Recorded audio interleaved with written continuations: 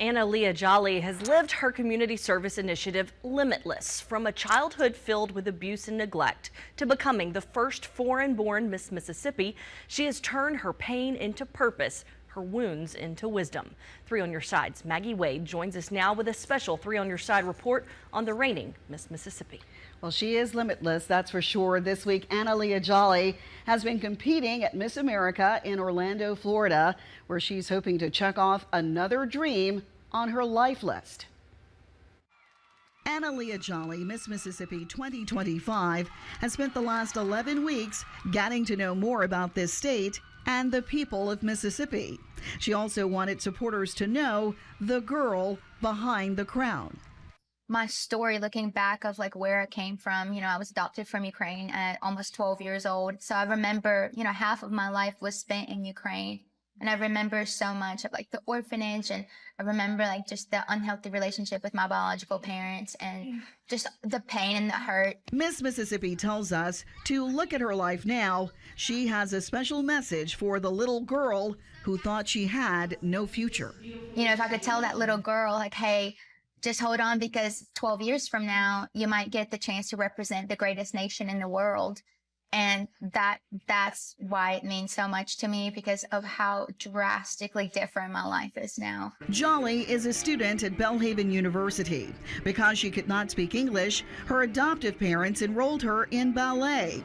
She has danced professionally with Ballet Magnificat in Jackson. Jolly has shared her life in Ukraine, but says one of the hardest things to talk about was the severe abuse.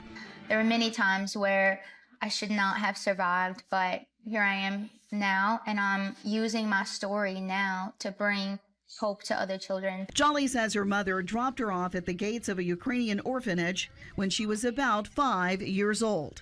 And I remember my mom just like couldn't take care of me. She had multiple jobs and she was just trying to get, I guess, her life together. And that was the only way she could kind of see a way out, or I don't know. But I just remember crying a lot and not understanding like why this is happening. And that was kind of like my earliest memories. Her mom picked her back up 7 or 8 months later, pulling her out of her first grade class and back into the abuse. She wasn't on drugs and she wasn't on alcohol, but she was just very abusive. She went through a lot as a child, and she had a lot of anger issues, and she just didn't understand that, pushing someone against concrete is not gonna, be safe for the child. And I ended up in the hospital twice, and then I almost died like so many times, and she would just lie and say that it was an accident. Jolly explains her mother would never touch her face and came across as very normal. Fear kept her silent, but her best friend saw the scars and bruises of abuse when she was changing for PE class. That friend ran to the principal's office to report what she saw. That was like the final straw, and I'm so glad that happened, because even though I was freaking out at that moment, I was like, oh my gosh, what if they don't think this is wrong? I didn't know as a child, what if the police don't think this is wrong, and then she's gonna get mad at me more. Jolly says that day changed everything for her, including being adopted by a family from Jackson, Mississippi. There was a girl that was supposed to come. She could be adopted, and she got really, really sick, and she couldn't come, and it was in the middle of August. And so they took me instead. It took 9 months for her family to finalize the paperwork. You might tell that I speak a little bit slower so I don't have an accent. I really worked on that, because I remember when I was younger, no one could understand me. And I really wanted to be understood, and I wanted, to have a voice.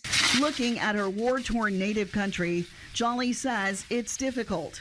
She believes many of the children who were in the orphanage with her are now soldiers fighting against Russian forces. It's terrible. I mean, we have children that are being, taken out of orphanages, and so many children missing. It's such a war that's not given up, and it's definitely not loosening it up anytime soon. That is so hard for me to see, because places and schools that I've been to, and just restaurants or whatever, everything I've known to be there are no longer there where I grew up, and I just think that's so sad. Ukraine is known for its world-renowned tradition in ballet. Jolly is using that part of her heritage to stay on her toes, performing on point. She owns Studio A Dance Company, where she works with young artists, encouraging them that it's never too late to start work on a dream. My first year, I couldn't speak English and I was 12 years old, and I wanted to start ballet just because it was a way of communication without having to communicate. And I actually hated it my first year because I didn't like being sore. That was I remember waking up as a child being sore from abuse, and I just didn't want to feel that ever again. So it was very difficult for me to like it.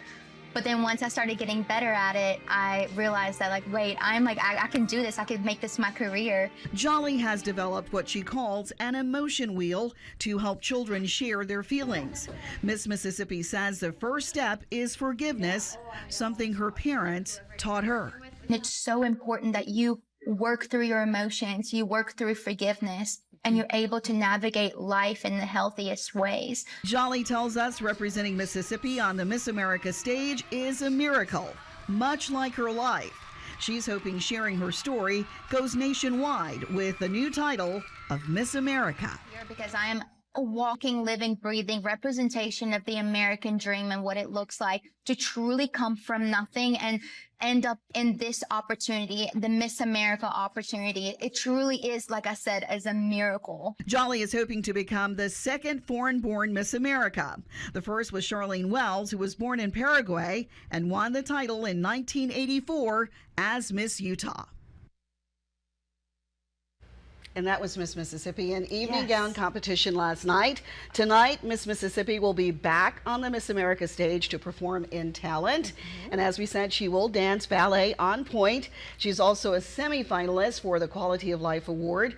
We're waiting for the announcement on the winner. We're cheering for her, of course. The new Miss America will be crowned Sunday night. We are all rooting for her. What a beautiful story. Have to fight back the tears on that one, but definitely. What an inspiration she is for so many young girls. Truly limitless. Absolutely. Thank you, Maggie, for sharing that.